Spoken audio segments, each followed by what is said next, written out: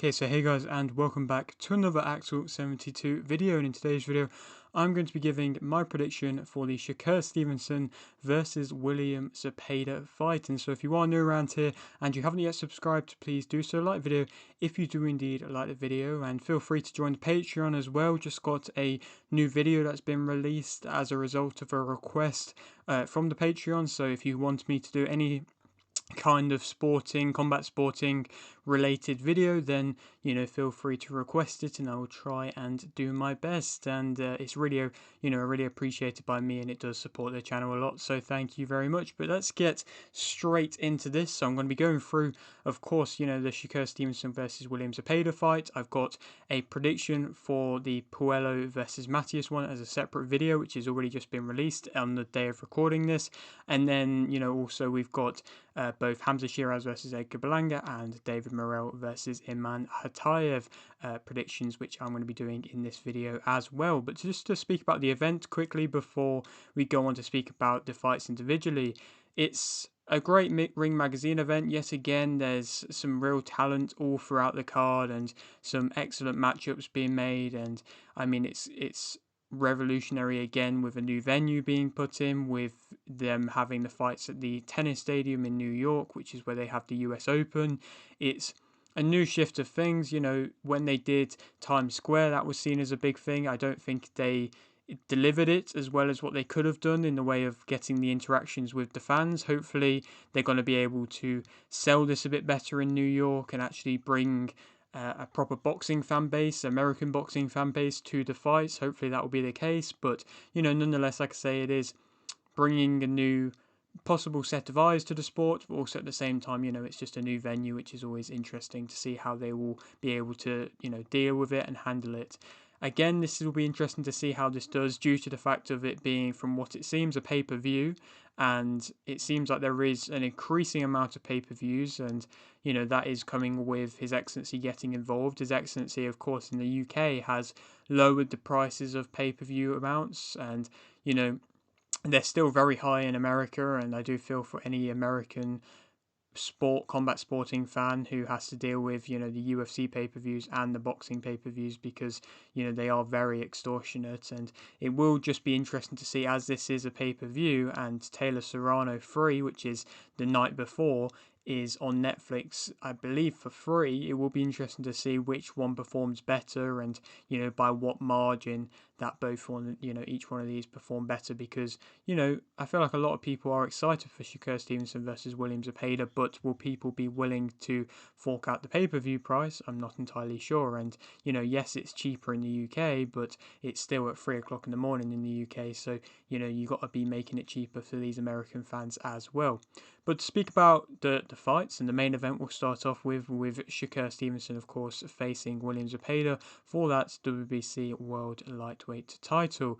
It's kind of a finally case for both fighters. It's finally, Shakur getting a tough test. It's been a long time since we've seen Shakur in against an actual, on paper, tough contender who's really going to give him a challenge. I mean, he hasn't had that since moving into the lightweight division realistically.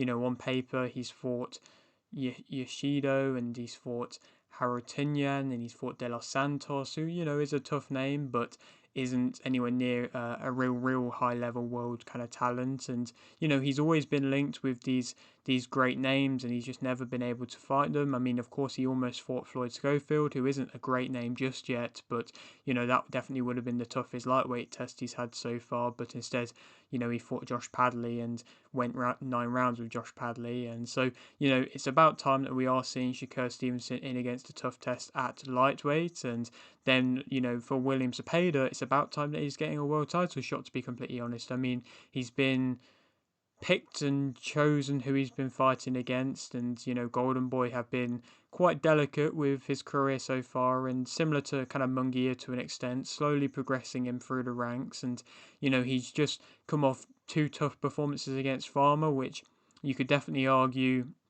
don't look the best right now. Of course, Farmer coming off a more recent first round knockout against Floyd Schofield, like I said, that really doesn't make Zepeda's kind of tough fights, where he couldn't get a Farmer who was really hurt out of there, it is tough to kind of make it a good look for him, I suppose. And I suppose at the same time, you give respect to Zepeda for taking the Farmer rematch, but like I said, I just don't feel like they've kind of aged well, and the hype behind William Zepeda probably has gone a bit because before he fought Tevin Farmer, a lot of people were just wanting to see him go in straight for a world title shot and were thinking he was ready and thinking it would be exciting. I think, to be fair, it probably hasn't not helped his career fighting against Tevin Farmer, but I just don't think the hype is quite as there behind him, and I feel like a lot more people have an expectation upon Shakur now. And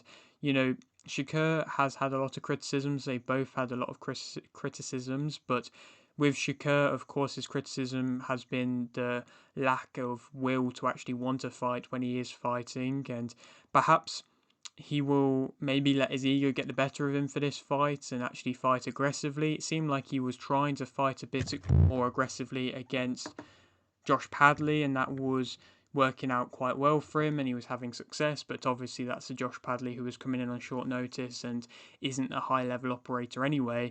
And at the same time, with His Excellency getting involved, you kind of have to look at it and go, His Excellency has to force probably him to fight in a more aggressive fight, because he's been talking so much about these Tom and Jerry fights, His Excellency, and he seems like he is a big fan of Shakur Stevenson.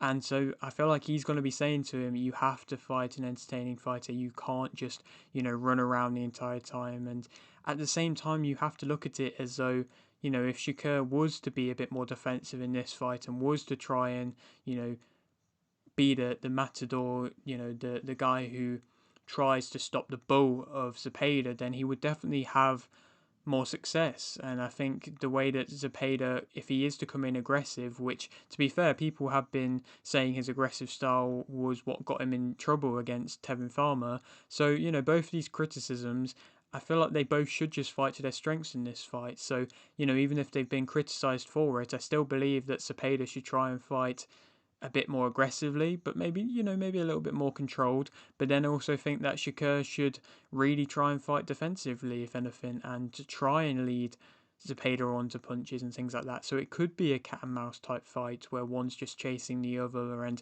of course, like I said, that's not what His Excellency wants, but it definitely could play out that way, and it wouldn't surprise me if it did play out that way. And I mean, Shakur, again, he might let his ego get the better of him. He seemingly got mocked a bit for going 9 rounds with Josh Padley, and so maybe he's going to be coming into this one even more fired up, even more frustrated, and wanting to let out some anger in his own right, and then trying to force the fight a bit more.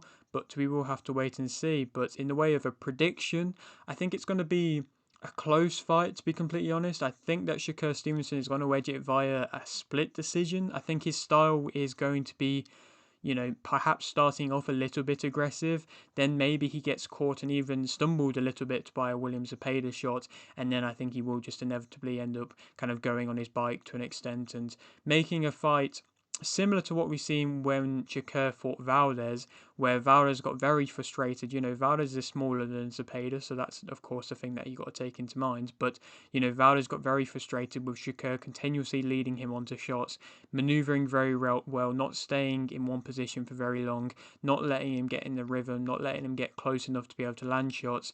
And if he's able to do that, then I think he could, do enough to be able to pick up rounds. I think that William Zepeda perhaps is more aggressive than that of Valdez and able to get in close better than that of Valdez. So that's where Zepeda might be able to pick up a few rounds just due to kind of the more so aggression, where Shakur is having to deal with some tough moments. But inevitably, I think Shakur will be able to kind of go through the gears a bit better into the later rounds and have a bit more left, even though Zepeda does seem to be able to survive and, continue his high output throughout the entirety of the fight. I think when it gets into the later rounds, I still believe that Shakur Stevenson will be able to do the cleaner work out of the two, and then inevitably like I say, win via close split decision, then perhaps, I mean, if it's a close split decision, then he could go on to maybe rematch Zepeda again, and I'm sure the fans wouldn't really mind seeing that too much. If not, I mean, Schofield has still made a claim for himself to be, well deserving of a fight. I mean, if you look in the WBC rankings, there's not really anybody that you think would probably go on to fight Shakur next. I mean, I think Andy Cruz is the first highest ranked fighter, and he seemingly is in talks to fight Moratala. So, it seems like that's kind of moved away. So Schofield could come and slide in there. Or maybe finally we could see Gervonta Davis. Gervonta was meant to be, rematching Lamont Roach. I don't really know what's going on with that. That's seemingly gone quite quiet. If the rematch doesn't happen, then realistically the only way in which the fans would be interested in a Gervonta Davis fight in anybody else would be Shakur Stevenson, to be completely honest. Otherwise, I feel like all the fans would just be calling him a duck of Lamont Roach. So, again, it will be interesting, but maybe with His Excellency perhaps getting involved, it will be hard to pry away Davis from PVC because that's where he gets all the limelight and all the attention. But maybe it could happen as a big mega fight. And now to move on to the co-main events, we talk about Hamzah Sheeraz versus Edgar Berlanga. It seems like I touched upon in my Puello versus Matias prediction that that kind of fight in Puello and Matias, and also Morrell versus Khataev, really isn't being talked about, even though they are really good matchups for the two of them. But it seems like this one and the main event are getting really focused upon, and it's just interesting to see because realistically, Hamzah Sheeraz, Edgar Berlanga, it's a big fight, but it's not a crazily big fight. So the amount of media that's kind of been put on it, again, is interesting. And it's definitely just down to the fact of Hamzah Sheeraz being, supported by His Excellency and being pushed by Riyadh Season, because His Excellency does know that Sheeraz can be a star in Saudi, and there's no denying that. He definitely has a big fan base out in Saudi, and arguably one of the bigger fan bases than any other fighter, because there's not too many, there's not a great boxing audience out in Saudi, but I feel like Hamzah Sheeraz is kind of building one and can gain one, and inevitably that's what I feel like His Excellency sees and what can see him to become a star if he is able to go on and get these big wins. But Hamzah Sheeraz, he's rather than going for a rematch with Adames, he's decided he's going to move up in weight and try and get this matchup, this win against Berlanga. It will be a very good win versus Berlanga, especially if he is to stop Berlanga, because of course Berlanga went all the rounds with Canelo. Yes, he got dropped, and yes, he got for the most part dominated, but it would be still a good win, a very noticeable win if he is able to stop Berlanga, because of course nobody's been able to do that so far. A lot of people want to fraud check fighters, and I don't feel like Hamzah Sheeraz is not having to deal with that. I feel like he definitely is having to deal with that at the moment, and a lot of people are saying that he was gifted a draw against Adames and everything like that, and it definitely was a close fight, and you could definitely argue that Adames was unfortunate to not to be able to get to nod. It's one of them fights where a draw is the decision, but you can't really see a way in which Sheeraz would have been given that fight, which I feel like is what a draw should be. No, it shouldn't be, because I feel like a draw should be, you could argue both ways that one fighter deserves to win more than the other. So again, that's where it's kind of stirred up this argument of him being gifted the draw. And then, of course, everything that happened as well with the fact His Excellency was kind of telling him the scorecards and everything like that as the fight was going on, as he was in his corner recovering from seemingly his broken hand that he suffered during the fight. Sheeraz, that's a bit of a weird one. I don't like, a lot of people, a lot of fans seem to really be against that, and His Excellency has pushed on even more pressure onto him by saying that if Shakur and Hamzah Sheeraz both lose, then it would be bad for the plans of his and what he wants to do with the sport. So he's really putting that pressure on.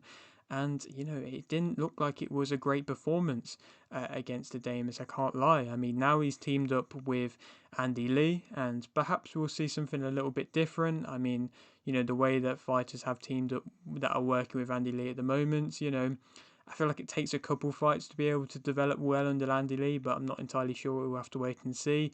I don't know if it's the best move for him to change coach straight away, as soon as he had a bit of adversity or hardship, but he's decided to do so. He definitely is a talented fighter, but what Adames was doing really well was, riding the shots and being able to, get in close with Sheeraz, whereas Sheeraz was just squaring up, missing Adames quite a lot, where Adames was just doing quite basic head movement in front of him, and he wasn't shorting up his shots when necessary, Sheeraz, at all. And, seemingly later on in the fight, you could see him become a bit hesitant, and, maybe that was due to some kind of injury, but it seemed like a lot of his venom left his shots, later on, and perhaps that could happen if he's dealing with a high output, high intensity type of fight against somebody like Berlanga, who, of course, again, touching upon the Canelo fight, he did lose, of course, the majority of the rounds, but the rounds that he did win, or, arguably won, they were in the later rounds, and so he definitely is more used to being able to go and fight 12 rounds and have success. So, Berlanga might be the favourite to an extent for this fight. I'm not entirely sure. I haven't looked at the odds, to be honest, for this fight. But Berlanga isn't a liked fighter, so I feel like a lot of people are going to be rooting against Berlanga. A lot of people don't like his arrogance. I don't really understand some of the comments he says. I mean, he called himself Sheeraz's Canelo fights, which I just don't really think makes sense, because Sheeraz, if he beats Berlanga, he will definitely get bigger fights than Berlanga. But like I say, it's a bit of a weird one, but yeah, he's not really liked by fans, and he's kind of been able to ride that. But as a fighter, I think he is a good fighter. I don't feel like he's a world class fighter, but I think he is a very good fighter. I think he is arguably a true brawler at heart, but he did showcase that he can catch and counter and box relatively well when he did that against Canelo. So I feel like he is still developing and improving. Perhaps he could get to a world level type of fighter where, he's able to win a world title, but we will have to wait and see. I mean, they're both very different fighters. They're both very different people. That's what has made this whole kind of build up interesting between the two of them. But who do I think is going to win? I think that Edgar Berlanga is going to be able to win via TKO in round 11. I just believe that if Berlanga can weather a bit of a storm against Sheeraz, which will probably be maybe in the middle rounds where he's getting caught with a couple shots coming in, then I think if he can rough him up and get him in close, realistically, not try and box him too much, and not try and catch and counter with Sheeraz, because that's where Sheeraz will be able to outbox him. If he's able to get up in close and push Sheeraz up against the ropes, then I could see Berlanga being able to have success and really trying to impose himself. Again, I could see him being able to have success. And if it gets into the later rounds and Sheeraz perhaps is fading a little bit, then I think Berlanga might be able to capitalise upon it if he hasn't already kind of blown his gas. If he can keep a little bit of energy into the later rounds, then I think he could go on and win via late stoppage. And I think that, again, Berlanga might be the favourite, but Sheeraz is definitely the favourite of His Excellency, and that would be a big upset. And then who he could go on to fight next, I mean, realistically, I don't know if he would be on any more Ring Magazine events if he goes on to beat Hamzah Sheeraz, but, there's names such as Mbili, Sheeraz, of course, did technically lose against Munguia, but that's seemingly being overturned to a no contest, and so Sheeraz is still in the picture technically. That could happen, or a Charlo. I think a Charlo fight could be an excellent fight, to be honest. I mean, Charlo hasn't really, he just had his fight versus Lamana and won with ease, but that wasn't really a tough contest at all. So he should be fighting a bit more frequently, and Charlo, of course, was meant to fight Caleb Plant. It still talks about him possibly fighting Caleb Plant, even though Plant lost. But, I probably, if Berlanga beats Sheeraz, then I would probably rather see a Charlo versus Berlanga fight. I think that could be an entertaining build-up as well. So again, I feel like that will probably be a better fight than a Charlo versus Plant. Moving on now to the final fight on which I'm going to be talking about on this card, and that is, of course, David Morrell versus Imam Khataev. It's an alright contest on paper, I think. Morrell, he's gained respect by fans by far from his last fight against Benavidez. He took the step up against the top guy in Benavidez and fought a good fight. He fought a tough fight. He even got a knockdown in there against Benavidez, which, was a bit of a flash knockdown. It wasn't anything massive, but still, I feel like he did showcase that he is a world level type of fighter and he can be able to deal with and handle being in there against the best. And inevitably it was, a very good performance and a showcasing of his talent. And, I just don't feel like he could match the output of Benavidez, and when Benavidez landed, it seemed like it did come with a bit more of a thud. And I think in general Morrell was a bit less fluid. Perhaps he was a bit nervous. Perhaps he was trying to match the aggression and the ego of that of Benavidez, and not entirely sure. But for the most part, it seemed like Benavidez was landing a bit more efficiently and even defended quite well, to be fair to him. I mean, he caught a lot of shots and was quite a difficult target to land on, and that resulted in Morrell dropping his guard a bit more, and that's when he was getting caught a bit more. But still, like I say, he showcased a world level of ability there, and he's in against an Khataev who hasn't showcased that level of ability. He does have very good power, so of course Morrell can't be doing what he was kind of doing against Benavidez. Benavidez was kind of playing about a little bit, and Morrell was trying to join in with that, and he can't really be affording to do that against Khataev, because Khataev, I feel like is less technical, but will be able to punish him still. So, they both seemingly lose a bit of shape at times, and, Khataev can still cause problems, and if Morrell is losing his shape too much, then Khataev probably will be able to land a good shot on him. But I feel like Khataev, his last performance against Palacio, he's kind of fought all over, and he's now getting this major opportunity after fighting in so many different countries now. And he fought Palacio on the Cambodia Junior Wiley undercard at the start of the year, and he got hurt a little bit, and he got hurt especially by the faster counters, and that's, it wasn't a dominating performance, and Palacio isn't a great fighter, and that was, the first step up he faced, and he wasn't able to get a knockout, and that was the only fight in which he hasn't been able to get a knockout in. So, again, that's what might play into Morrell's hands a bit more, because I feel like Morrell's a lot faster handed than that of a Khataev, and is a lot more fluid, like I say, when he wants to be, with good uppercuts in which he throws, than that of Khataev. I feel like His Excellency is definitely going to welcome this fight, because I think it is two entertaining styles which hopefully will gel and make into a good fight.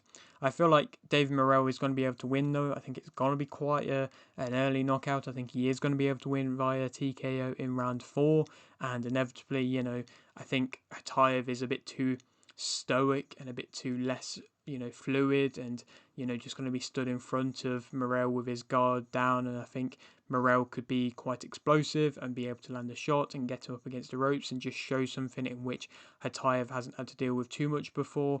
And like I said, the one or two times in which he has had to deal with taking a big shot, he hasn't looked too convincing so far, and again, I've touched upon that being at a lower level. So I think Morrell is going to be able to win dominantly and return himself back to kind of world level ways, and it'll be interesting to see who he could get matched up against next.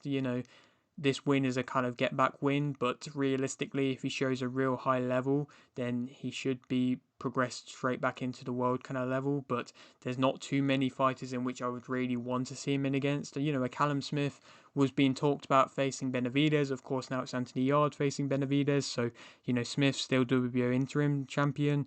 Maybe Smith could go on to fight Morrell, but maybe Smith might be wanting to wait for the winner of Benavidez and Yarde. So we'll have to wait and see. Maybe that could happen. Ramirez, that could happen. He's a Venezuelan fighter who's undefeated, who's highly ranked. Maybe. Conor Wallace is ranked second in the IBF. I really think he shouldn't be there, to be completely honest, because I don't think he's proven himself enough. And I think Morrell could maybe make easy work for Wallace, who's, there as a highly ranked guy. So could get himself in a good position if he was able to beat someone like a Wallace. But yeah, that is it for today's video. Hope you did enjoy. Like the video if you did, like the video, subscribe if you're new, and thanks for watching.